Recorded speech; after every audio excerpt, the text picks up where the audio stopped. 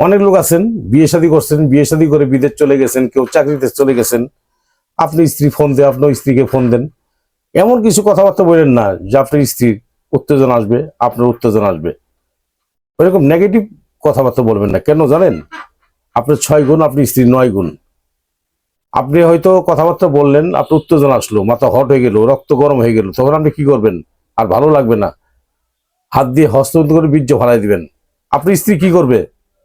দাদু ভাই, কথাটা কিন্তু একটু ঘোরাই বললাম। সবসময় মনে রাখবেন, স্ত্রীকে যখন কথাবার্তা বলবেন অন্য টাইপের কথা বলবেন, যাতে আপনার স্ত্রী কোনো ওই ধরনের কোনো মন্তব্য না থাকে, আপনারও না থাকে। কিন্তু যেহেতু বাইরে থাকেন, আপনার স্ত্রীর প্রয়োজন, স্ত্রী আপনার প্রয়োজন।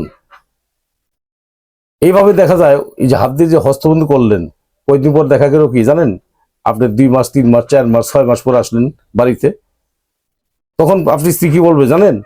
জাগে তো ভালোই করলা, এখন তো আর পারো না। কি ব্যাপারটা কি? তোমার লিঙ্গ ছোট দেখা যায়, তুমি কি বাইরে আসিলা কোন মেয়েদের কাছে? এই যে একটা সন্দেহ, দাদা, এই সন্দেহে কিন্তু বিচ্ছেদ হয়ে যায়। আমি আপনাকে অনুরোধ করলাম, এই ধরনের কাজগুলো করবেন না। আর যদি করে ফেলেছেন, আপনি চিকিৎসা নেন, আমার সাথে যোগাযোগ করেন, জামালপুর রেল স্টেশন।